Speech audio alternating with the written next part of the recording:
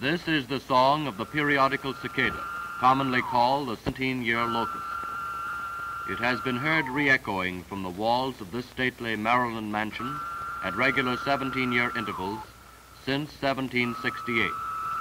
This region is the home of one of the 14 broods.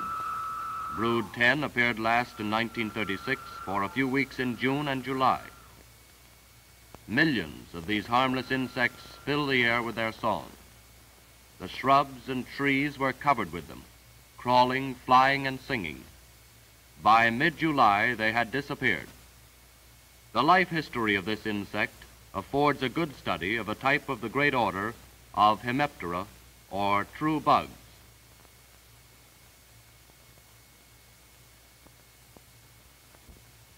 The sound comes from the little drum-like membrane under the wing. Look inside and see the large muscles that cause this membrane to vibrate like the stretched cone of a loudspeaker.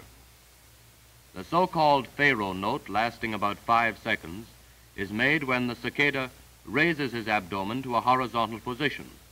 It ceases abruptly when the abdomen drops.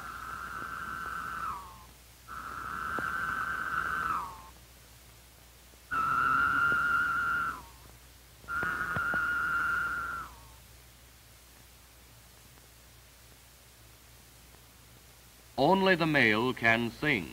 The female lays the eggs which hatch the little grubs to become the next generation. The eggs are laid through a long tube enclosed in a protecting sheath, the ovipositor.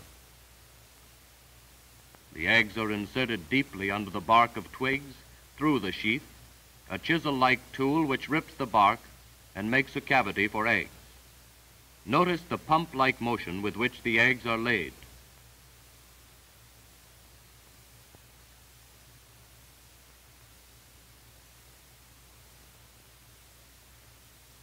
From 20 to 40 eggs are neatly placed in a double row, and she moves ahead to begin another. Let us cut away the bark that we may better see the eggs. Millions of these egg packets rest quietly a few weeks with no apparent change. However, within the eggs, the life processes are going on, and a microscopic cell is becoming a living grub. In about 6 weeks, the covering is broken, and a living thing crawls out to air and sunshine, soon freeing himself from the transparent membrane which lines the egg. Now, another is crawling out, and still another, and soon all will be free.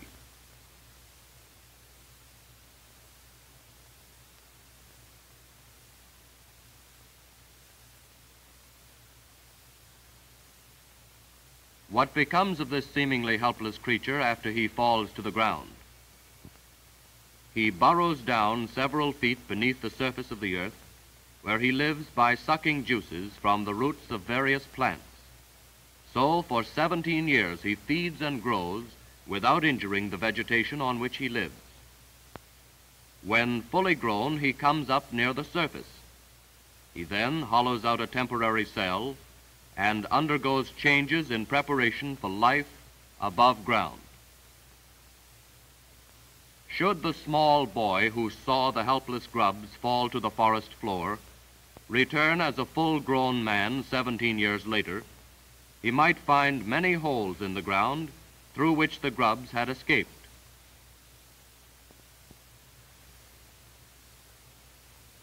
These strange creatures emerge only at night. If the soil is moist, they build chimneys of mud around the exit.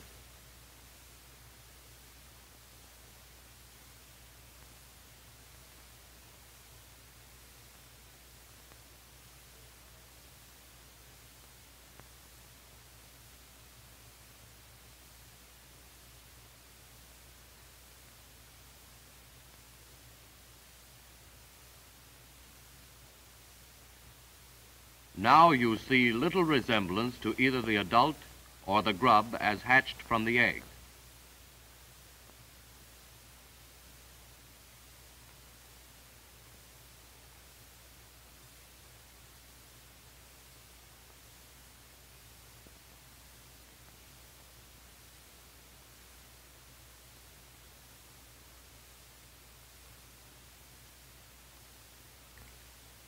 Note the strong forelegs.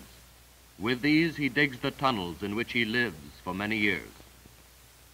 Many thousands of them are moving over the ground.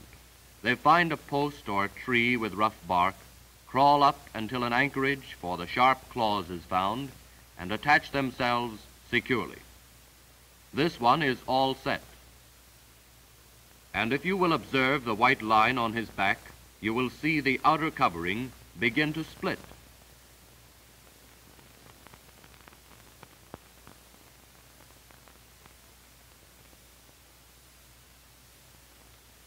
A new covering has grown beneath the old one. At first it is very soft and pliable. The cicada comes out of his old covering in the night or early morning. He seems to have the most difficulty in freeing himself from the lining of his air-breathing tubes, which are shed with the old skin. His legs are pulled free, but his new claws are of little use until they harden. Notice his stubby wings. Had we the patience to watch a few hours, we would see them expand, not by true growth, but in reality they are blown up like toy balloons.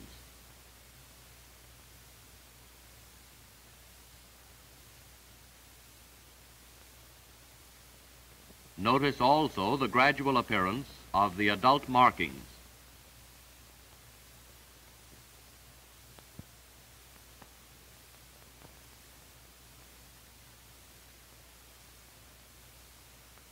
Now, millions of cicadas are in the air.